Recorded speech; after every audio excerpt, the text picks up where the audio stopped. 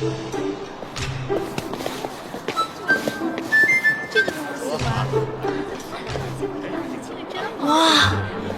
好漂亮啊！哎，快看，有面具！公子夫人，来看一看，今天早上刚到的面具。这个千面伪装，这个适合你。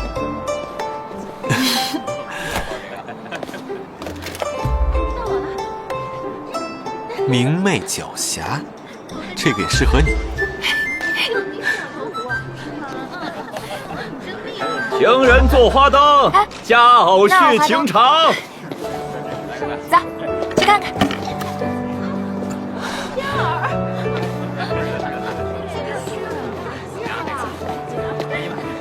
公子夫人，做一盏花灯吧。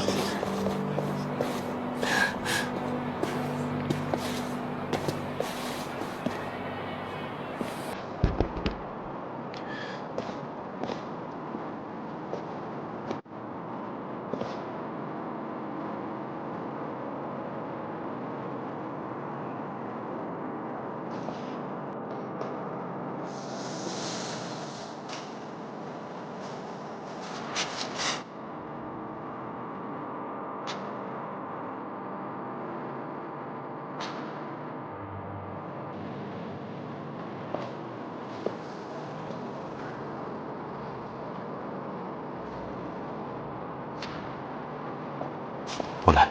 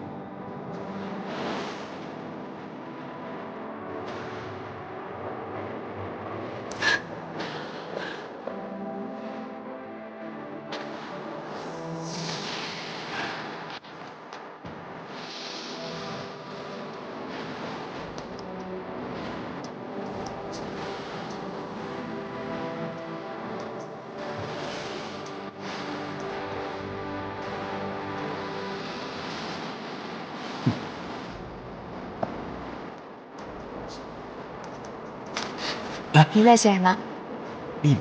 花灯亮起的时候就知道。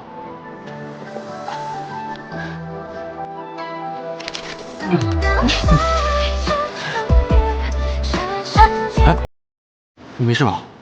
哎。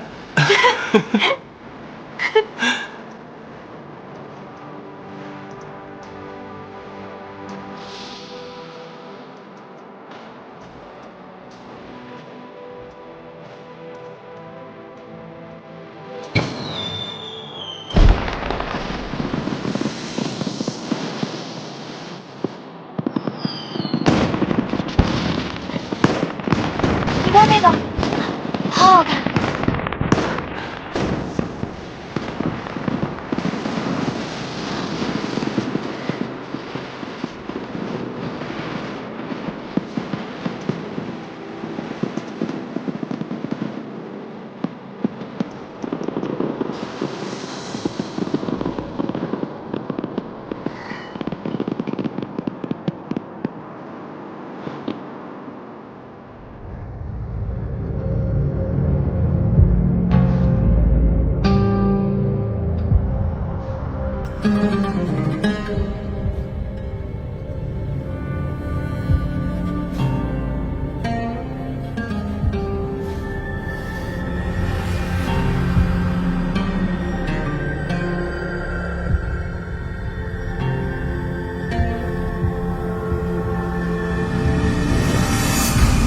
世子妃安。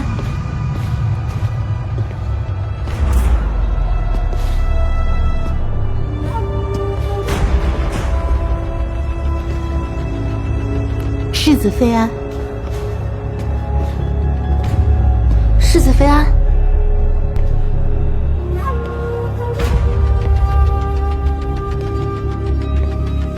世子妃安。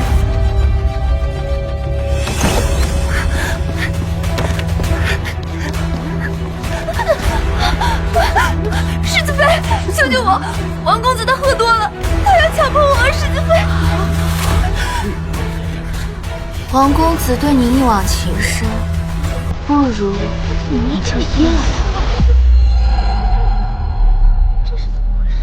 就是啊，世子妃不是说我们不会遇色识人吗？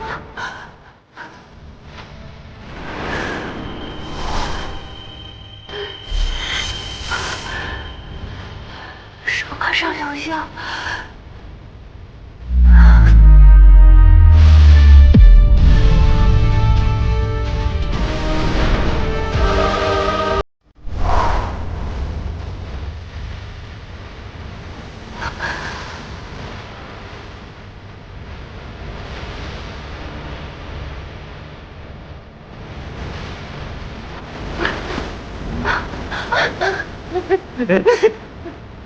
来吧，来，好啊！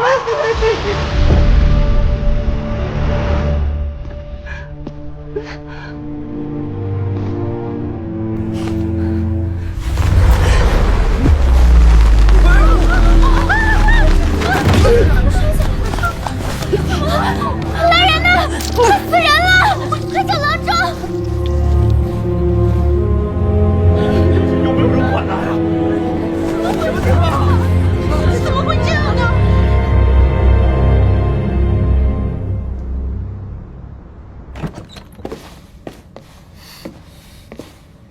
快给我看看你写的什么。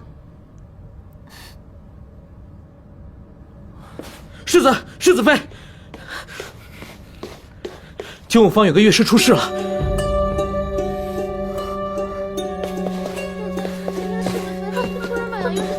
就是啊，就在那个房间。你这个杀人凶手！我女儿被你活活逼死，你还有脸来？我们听说杨乐师出事了，就赶了过来。发生什么了？你明知道那位王公子好色成性，还逼着杨妹妹去伺候他，你安的什么心？什么？你逼良为娼，草菅人命，你没好下场！亏只是你能随意诋毁他。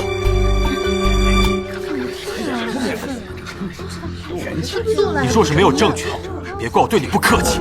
我们亲眼所见，杨妹妹并不愿意，世子妃却又将她送进那间房。对啊，就是。我今日申时离开五方后，就再也没有回来过。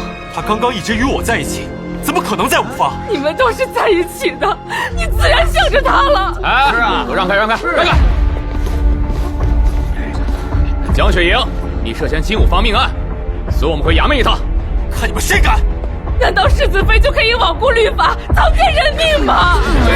难道我们命不是命吗？素来不成天子犯法，与庶民同罪啊！还望世子以大局为重，否则我们只能公事公办。我跟你们走。雪莹，此事颇为诡异，定是有人伪装成我的样子栽赃陷害。今日我百口莫辩，唯有你能帮我寻找证据，还我清白。放心，我一定会救你出来。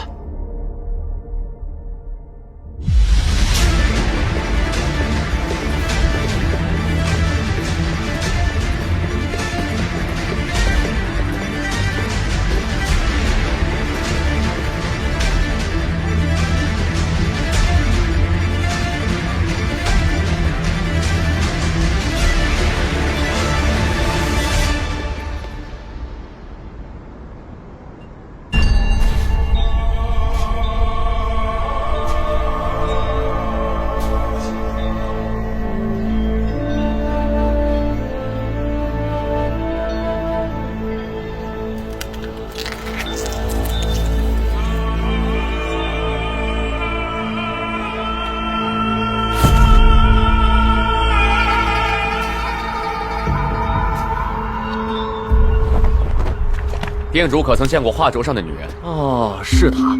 昨夜就是这位公子带着夫人在我这儿做了盏花灯。店主可以证明，世子妃昨夜与我就在此，不可能出现在精武坊。现在可以放人了吧？这边只有世子和店主能证明世子妃出现过，金武坊的几10个人都亲眼见过江雪莹，到底是真是假？目前的人证无所谓信。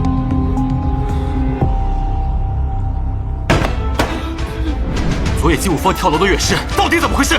我都说了，是江雪莹送他进来的。怎么可能是雪莹？有没有看错？有没有可能是长相相似的人？我发誓，那女人一开始还不愿意，跑了出去，是世子妃亲自把她送进来的。她晕晕乎乎的，好像喝醉了的样子。出去那么一会儿就喝醉了？我不清楚啊！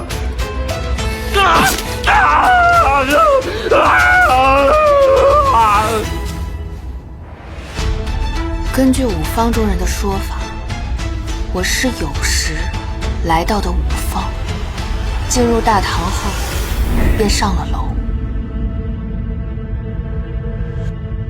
此人了解我的行踪，知道我不在武坊，才敢明目张胆地冒充我。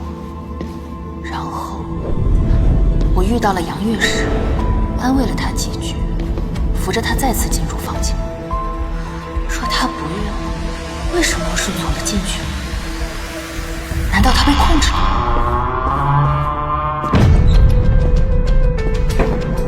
这么多人说亲眼见到的是雪莹，那人定是用了易容之术。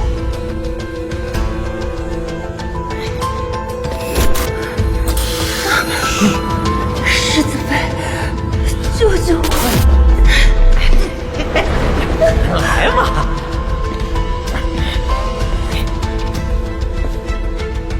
此人熟悉武坊布局，这房间离后门最近，想必他做完一切，便神不知鬼不觉从后门离开。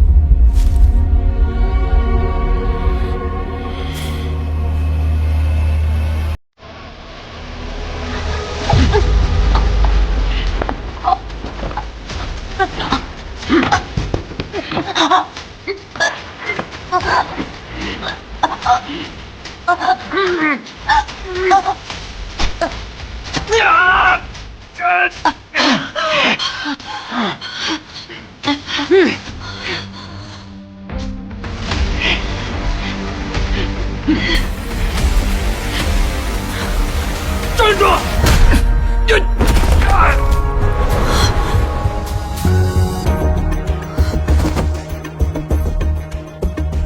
陆觉醒，对不起，来晚了。我没事。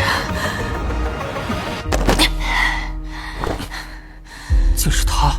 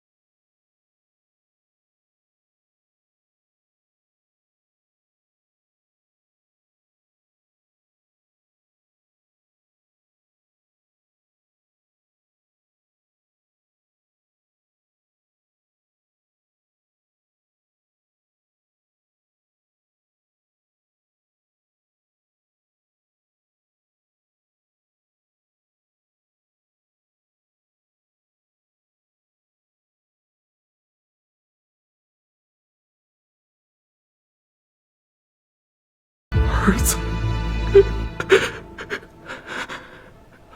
他让我累死江雪莹，做成上吊自尽的假象。到底是谁？他穿着斗篷，蒙着黑纱，我没看清他的样子，只知道她是个女人。女人？还有什么特征？你再仔细想想。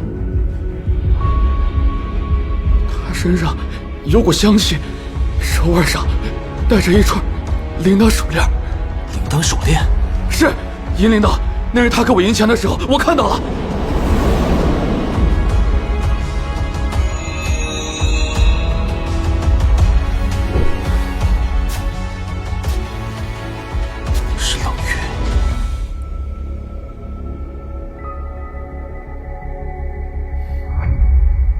没想到他竟会易容术。他此前就用过西域的迷香，想不到竟然还会用西域的易容之术。是我大意了，若非因为我，你也不会遭此大难。你别自责，他处心积虑，换做任何人都难以发现。只是他会易容术，若藏起来，我们怕是很难找到。此事便交给我吧。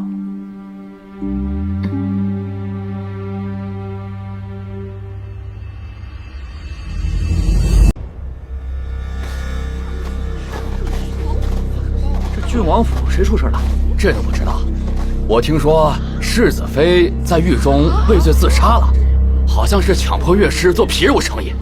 哎呀，真是知人知面不知心呐！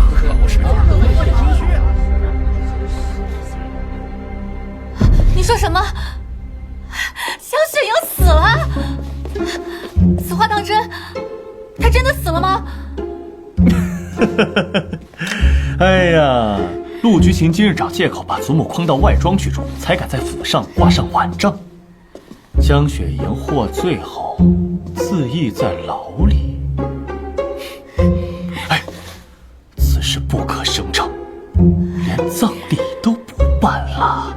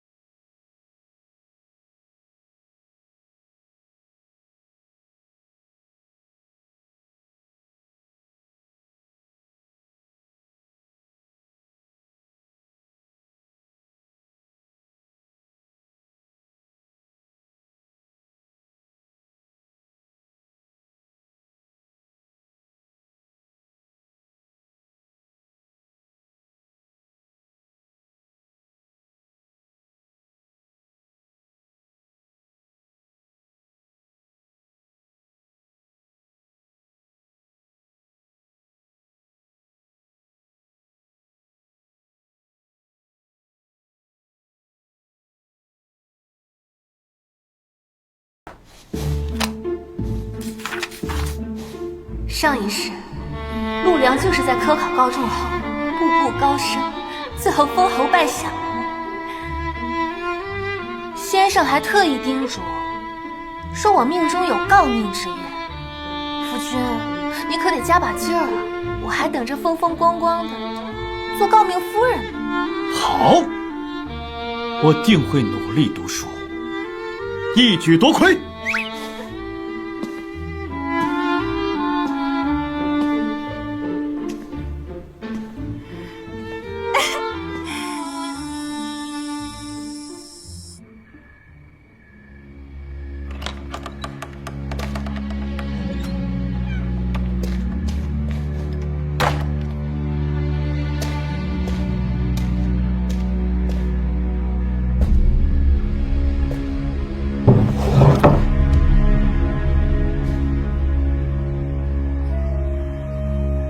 终于死了，就算你是世子妃又如何？你斗不过我的。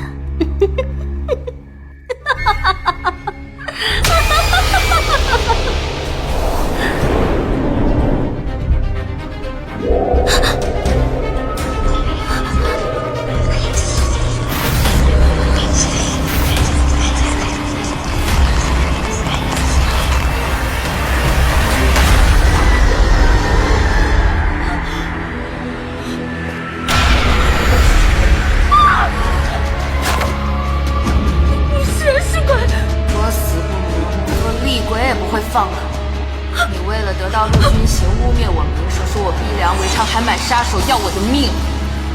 在精武坊给乐师下药的人是你吧？是又如何？你知道了又如何？你为什么要扮成我的样子？精武坊是我的，陆军行也是我的。就是要让你身败名裂，让你尝一尝被人唾弃的滋味。害我入狱，为何还要赶尽杀绝，置我于死地？因为只有死人才不会与我争。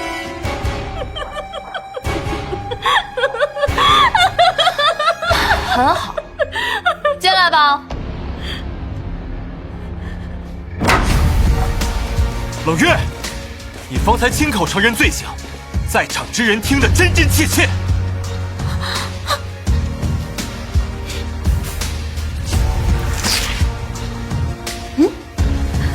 你们居然诈我！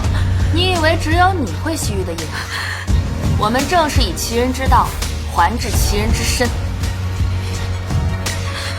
那你就再死一次！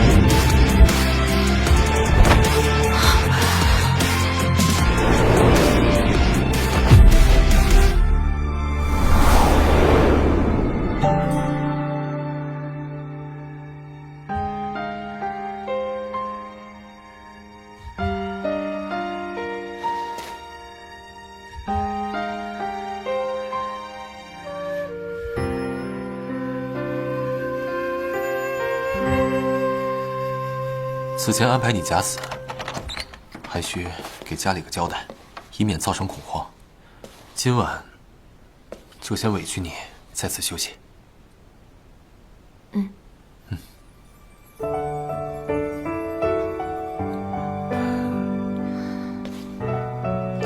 这屋子属实有些暗，我再去点盏灯。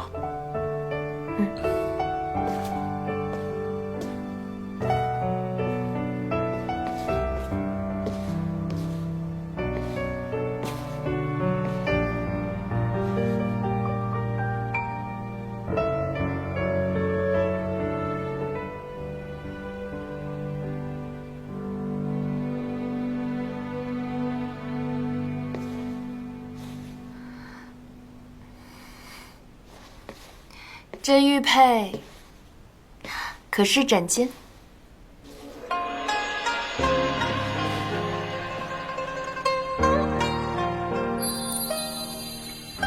你叫什么名字？你养好了伤，我们再见面我就告诉你。这个算枕巾，暂时放到你这儿。等我向你讨回来的时候，要告诉我你的名字。我的名字叫江雪。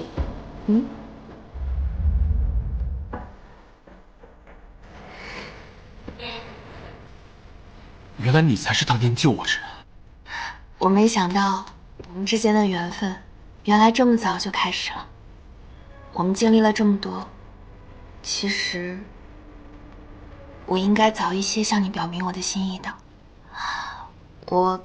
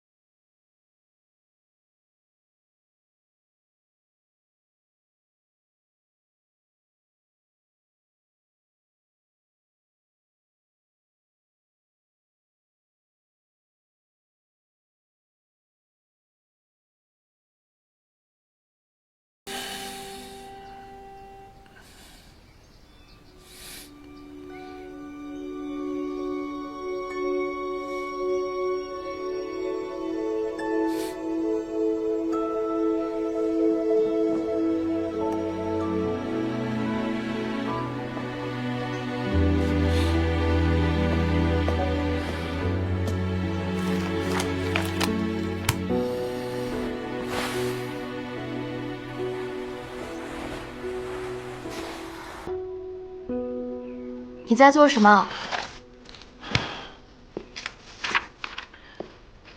找破坏我们夫妻和睦的东西，和离书，把它彻底毁掉。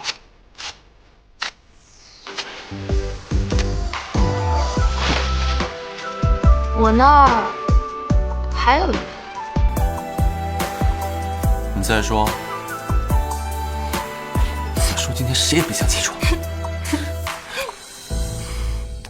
世子，李阿内在等您，说是和您约好了去打牌九。你告诉他，让他回去吧，不去了。是。真不去啊？之前我装纨绔呢，是为了信阳关一役的真相。现如今，我要成为一个合格的夫君，让你成为全余城最令人艳羡的娘子。你蛰伏多年，贸然变了性子，我担心你会有危险。为了你，我自然不会莽撞行事，定会保护好你和自己。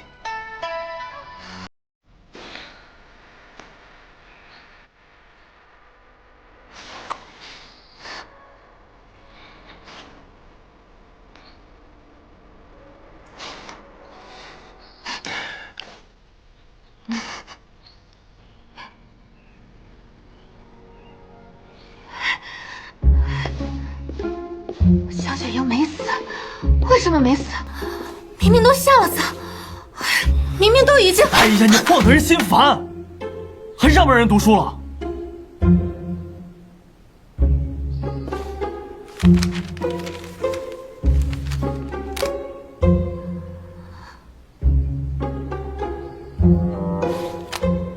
夫君莫要生气，如今我们家全靠你了，只要你高中，日后定会功成名就。科考可没那么容易。你才学过人，我对你有十足的信心。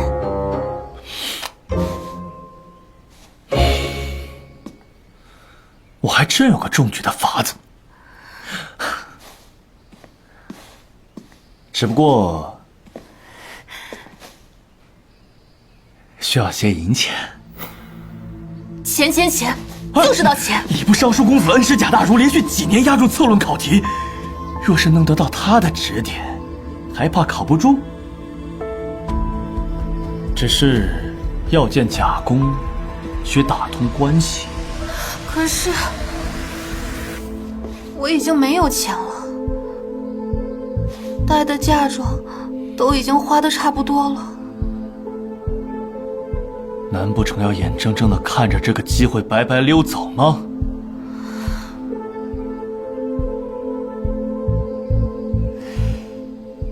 你科考乃是重中之重，若是能让全府围着你转，盼着你高中，那江雪莹还能坐视不管吗？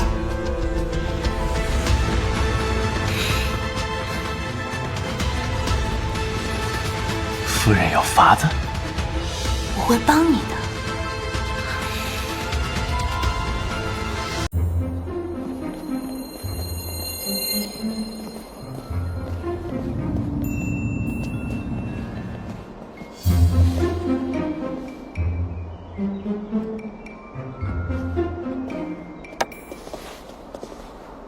祖母，他们这是作何？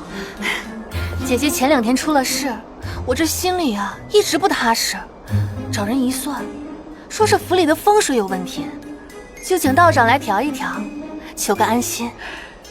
好孩子，老太君，昨夜我夜观天象，文昌星大放光芒，这府中紫气萦绕，定是要出大才子啊！哎呀，道长，我家梁儿正准备科考，你看可否能高中进士啊？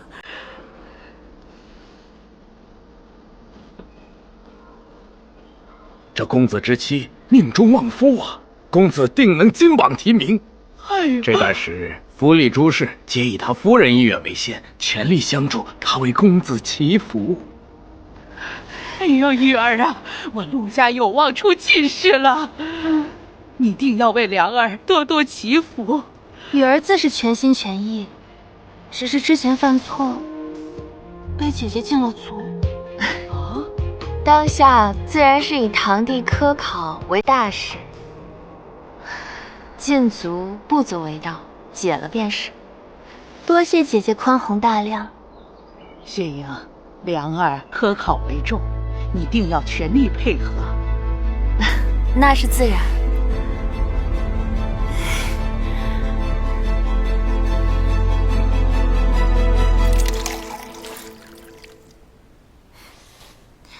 妹妹找我来，所谓何事啊？祖母特意交代，一切以我夫君的科考为重。如今他科考需要些银钱打点关系，姐姐能不能支1000两银子给我？1000两，这可不是小数目。若是没考上，那银子不就打水漂了？我夫君才学过人，定是能高中的。待他加官进爵了，这点银子算什么？姐姐的目光。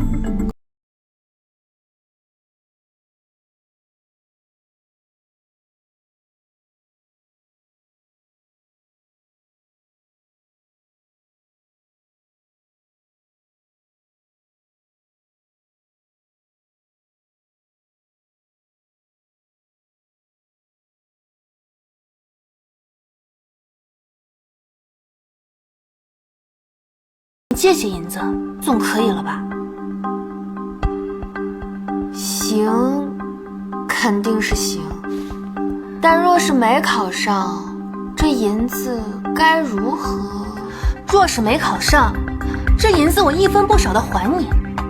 若夫君中取，这1000两就当姐姐给我的贺礼，姐姐可敢吗？好。1月为限，若还不上，我便收走你抵押的田宅。立据为证。立就立。等我夫君中举，姐姐这面子和钱财，怕是都没了。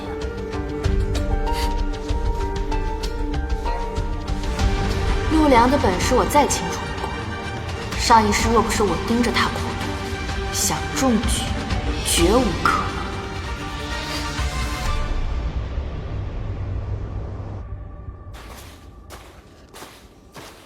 夫人周身祥瑞，家中定出仕途显达之人，平步青云。借您吉言。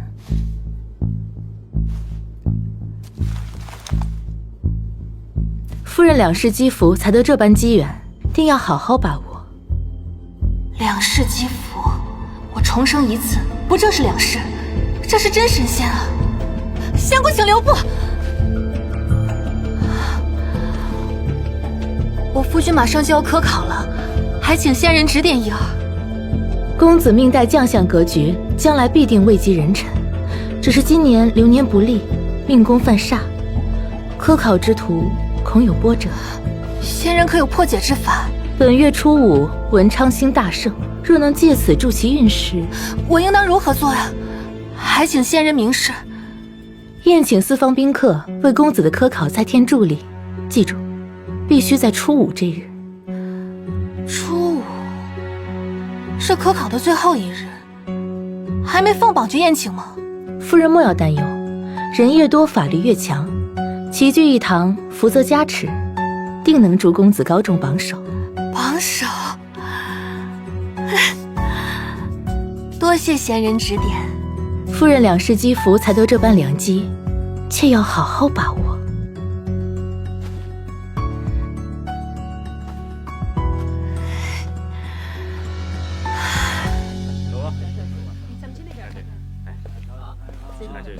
进去吧。好吧，哎，下不一样。这个是你吧？啊，谢谢，给您了。夫君，准备的怎么样了？进去吧。这场科考，为夫准备的周全，夫人尽可安心。祖母还盼着你高中榜首，为郡王府再添荣光呢。我定要让整个郡王府以我为荣。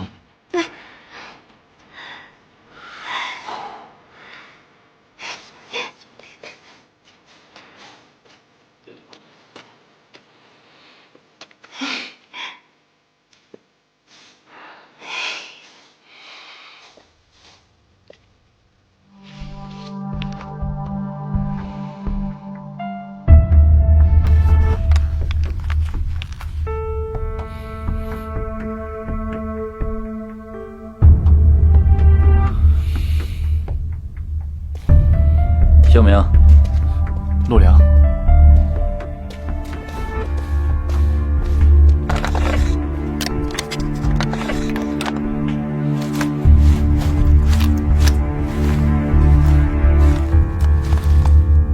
进去吧。恭喜恭喜！哎呦，这郡王府就是阔气。爹，好呀，娘。你们可算是来了。待夫君归来，我们在府里好好庆祝一番。今日你们就宿在这儿。哎呀，这怎么好宿在郡王府呢？有什么不好意思的？咱们女婿啊，马上就要高中了。父亲。小娘，住处已经给你们安排妥当了，你们放心住下便可。怎么又没瞧见世子呢？世子公务繁忙，今日我也未见到他呢。他一个纨绔，哪来那么多公务？上次你归宁他不在，如今他堂弟科考这么重要的日子，他还不见个人影。哼！哎呀，老爷，世子本就对雪莹不上心，你就别说了。我夫君靠才学争取功名，不像有些人靠着爵位坐享其成。这世子不会是躲起来不敢见人了吧？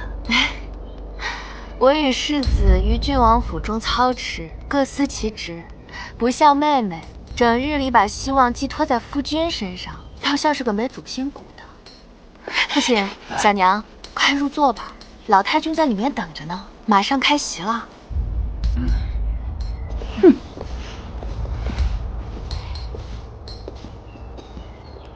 二夫人今天也太嚣张了吧，在您面前如此骄横，还诋毁世子，我巴不得他更耀武扬威些。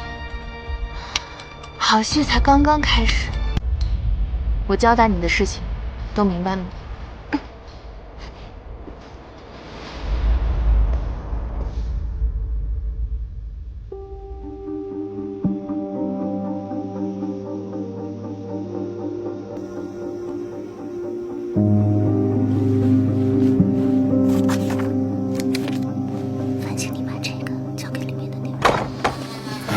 大人，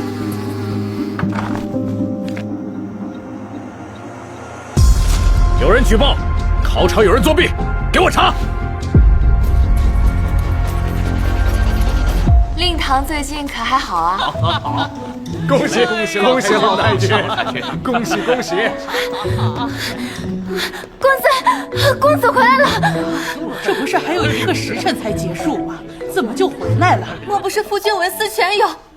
提前到这儿了！才高8年，日后定当前途无量奏乐，奏乐，迎娶夫人！哎呀！奏乐，奏乐，奏乐，奏乐！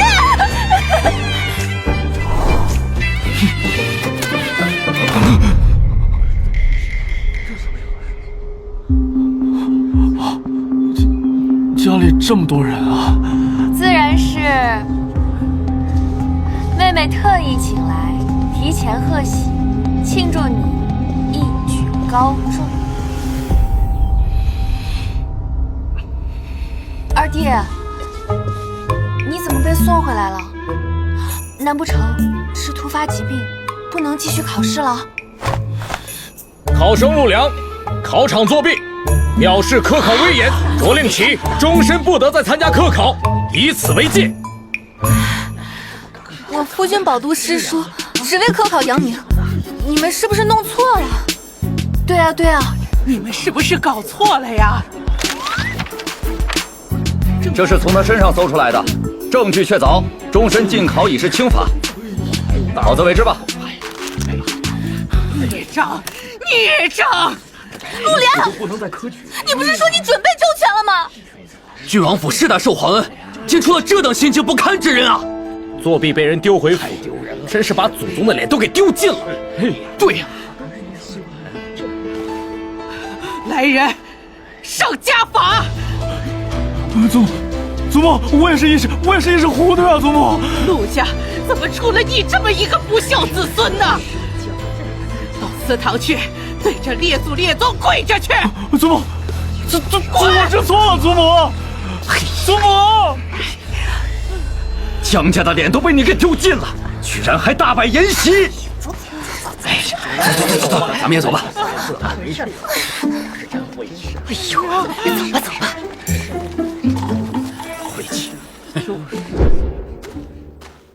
我依俺夫人吩咐，将那些话一字不差地告知给二夫人。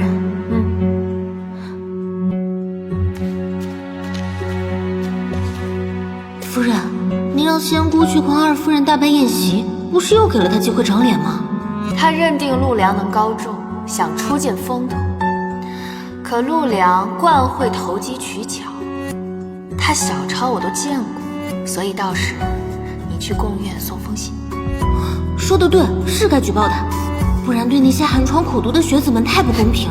说得对，江雨儿想声势浩大，我就帮他传得人尽皆知。毕竟捧得越高，摔得越狠。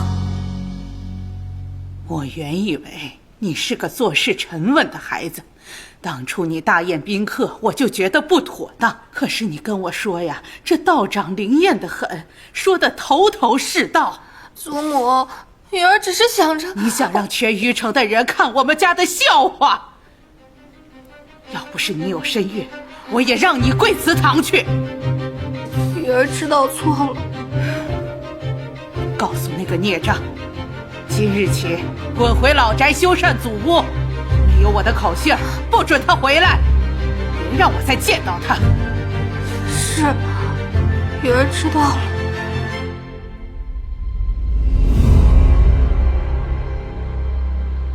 中了！陆公子高中解元，陆家高中，难道夫君那时有反转？当时许是误会了，是不是二公子成绩出来了？是陆世子中举了。陆君行，怎么可能是他？不可能！为何不可能？我只是没有声张去参加了科考。你大肆宴请的时候，没有发现我不在吗？深藏不露啊！平日里我怎么没有发现你还有这等才学？夫君优点还多着呢，时间还长，慢慢你就知道了。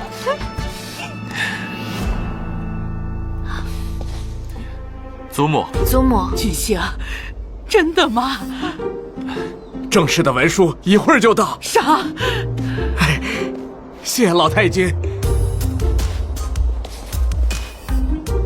堂弟做出如此糊涂事，丢尽了陆家颜面。我身为郡王府世子，我不考个解元回来，如何重振陆家的声威啊？好！哎呀，列祖列宗显灵了！走，跟我去拜拜。怎么可能啊？他一向不务正业的，他定是买通了考官，否则绝不可能高中。世子高中凭的是真才实学，不像有些人竟走那旁门左道，结果偷鸡不成18米，还被人抓了现行。还奏乐吗？你少在这装腔作势了！他什么样，大家心里都清楚，他根本就不行。妹妹真会倒打一耙，你夫君作弊，沦为全城人的笑柄，还有脸在这质疑别人？记得还你欠我那1000两，不然1个月后，你抵押的宅子可就是我的了。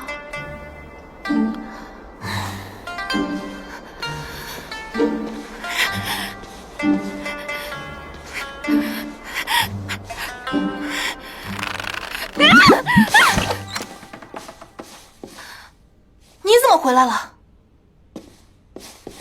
你一天到晚吃香的喝辣的，老子在外头天天干苦力活，怎么？我回个家都要偷偷摸摸的吗？谁让你可是作弊的？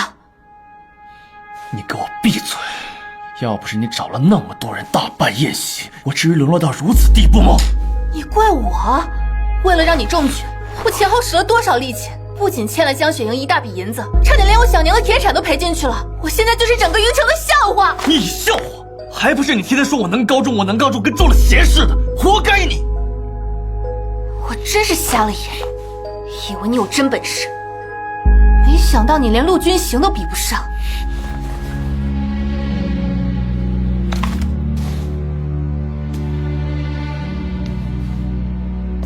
你说什么？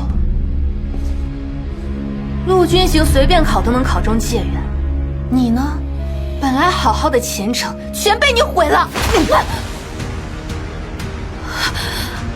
给我闭嘴！你敢打我？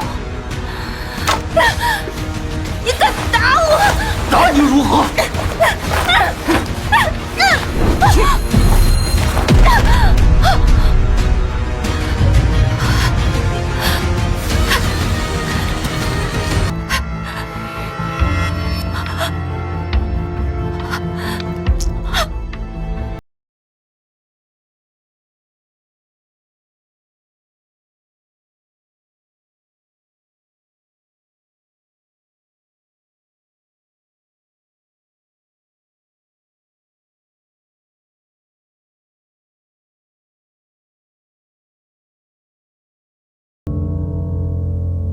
夫人，夫人，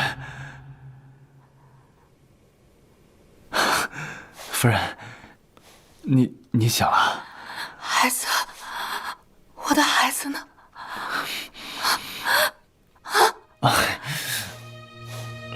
郎中说，只要身体恢复得好，就再能怀上。我的孩子没了。夫人，小声点。夫人，你小产一事，千万不可声张。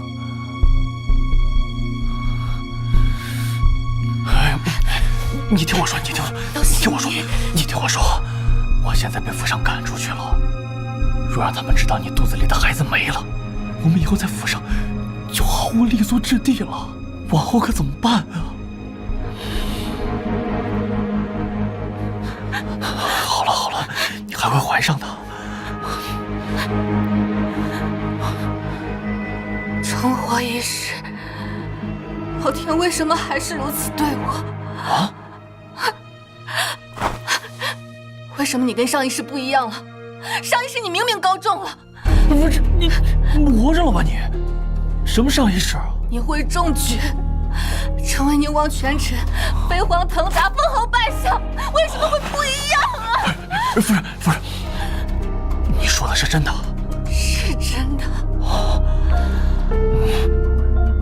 都怪你！都怪我！最小声点，你不怕别人知道你肚子里没了孩子？孩子，宁王权臣，若真能攀上宁王，世子，谢阳关传来消息，秦太守失踪了。失踪了？最近朝中可有人去过信阳关？宁王部队以查军纪为名，刚从那边回来。看来秦守义背后之人，应该是宁王。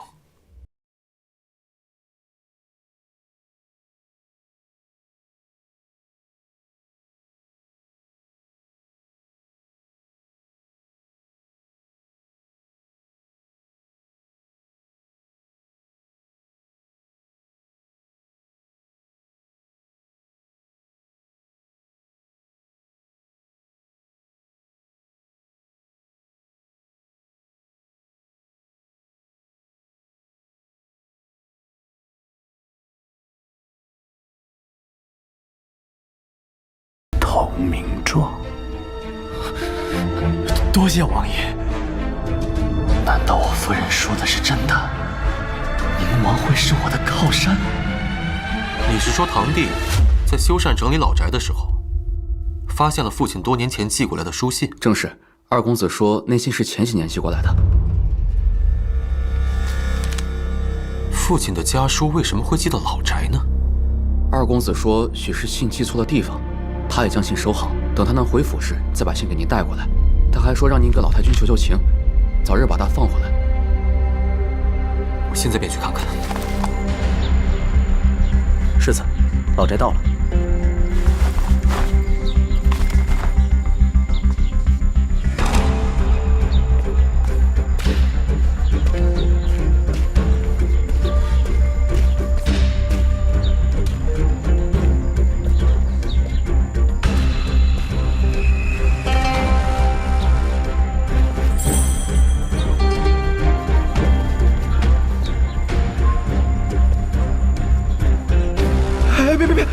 是我。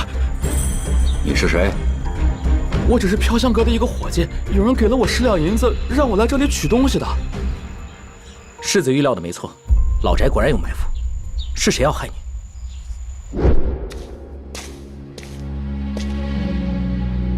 堂弟这几日可曾出过门？回世子爷，不曾。可有人拜访？无人拜访。几年前的信，恰好出现在我摸到信阳关的时候，过于巧合。再说这个小厮的回答完全不假思索，我不是有诈。看来我这个堂弟不得不防啊。九月，派人盯紧他，查出背后之人。是。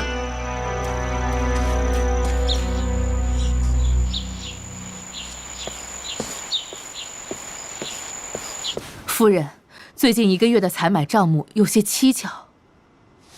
出什么事了？近来府里购置的绸缎成色不比以前，但价格却高了不少，应该有问题。去查一下这家店背后的东家，看看是否与府中之人有所关联。是，还有您之前吩咐采买的药材都已经到了，可是府上有人病了。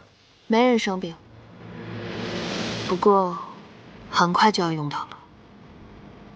叫人搬到后院去，妥善存放，不可有任何闪失。是。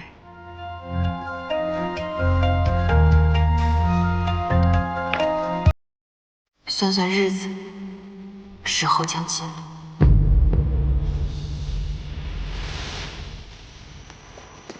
怎么那么大药味儿啊？听说是世子妃买的药包。他买那么多药干什么？把那个搬过来，来去看看。哎，放这了。哎，来。这些是治什么的呀？啊，侯亚夫人的话，这些药材有驱寒止泻的功效。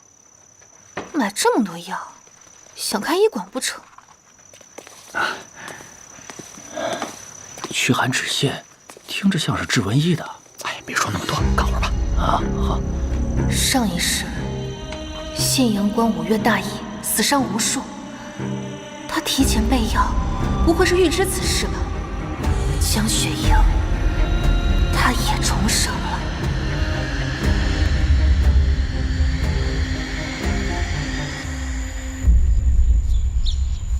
奉天承运，皇帝诏曰：陆军行高中戒远。今信阳关瘟疫肆虐，特封为钦差防疫使，前往信阳关治理瘟疫，望不负众望，钦此。臣陆军行，定不负圣恩。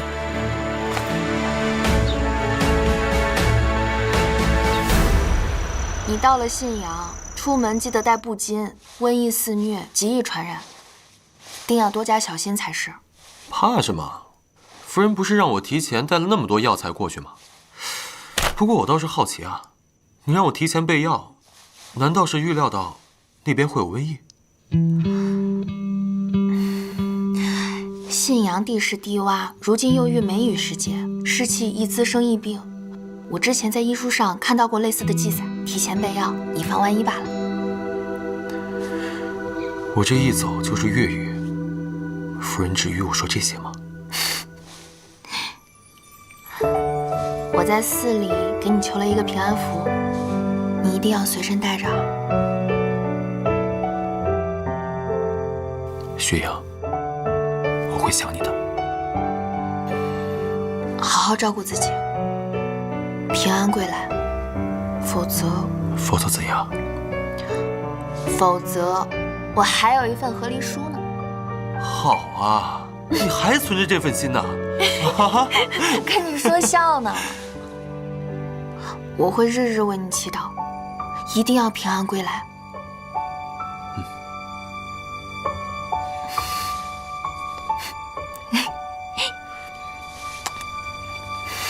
世子，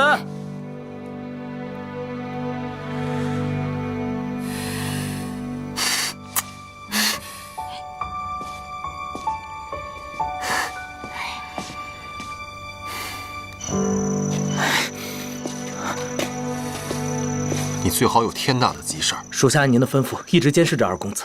他刚刚出了老宅，去了宁王那儿。宁王？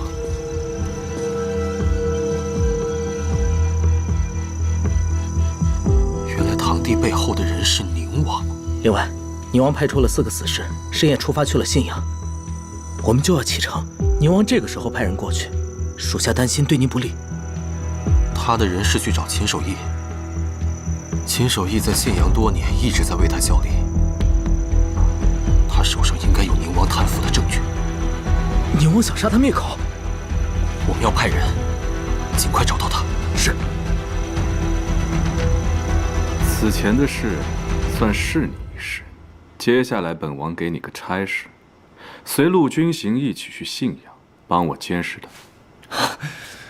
多谢王爷赏识。先别着急谢，必要的时候。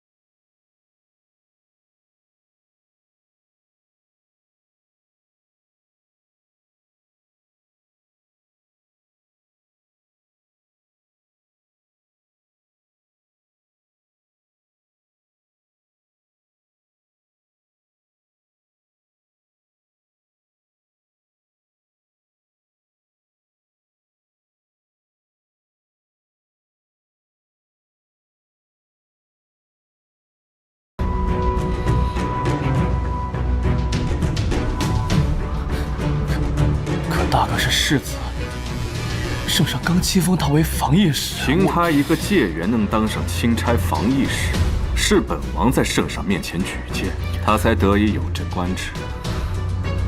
而你，本王定会让你师出有名。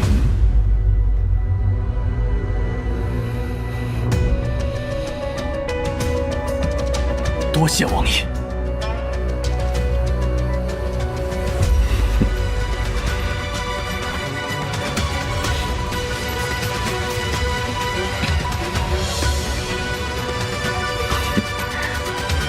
是。圣上对此次致意非常重视，着本王务必妥善安排。本王思来想去，陆良与世子既为兄弟，想必定能配合默契，便举荐他作为此次的监军。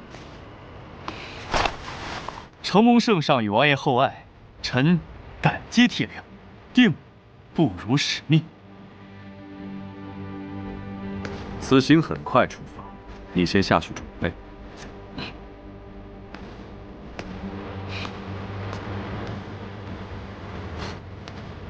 宁王对我郡王府的关照，还真是一桩接一桩，如此厚爱，君行定铭记于心。本王对陆老将军敬重有加，想当年他马哥过世，本王可是心痛许久啊。父亲的死，我一刻都不敢忘。我不会重蹈覆辙。那本王便恭祝世子早日凯旋而归。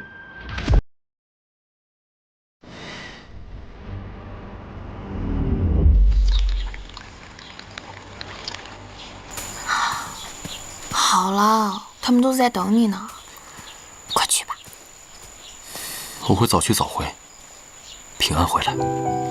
我相信你，我相信你一定能还信阳平安。我在家等你。雪阳，你要提防你那个妹妹。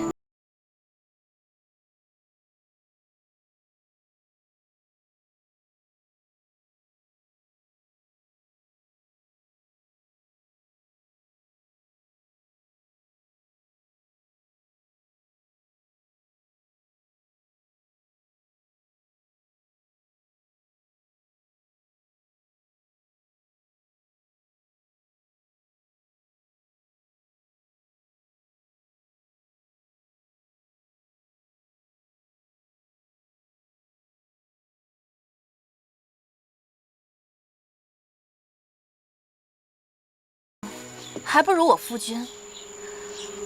他可是监军之职，世子靠才学获取功名，不像某些人攀附权贵，得个虚衔。哼，待我夫君加官进爵，平步青，他何时平步青云，我不清楚。可是妹妹，你欠我那1000两银子，不足20日便到期了。妹妹还是好好想一想，该怎么还我钱吧。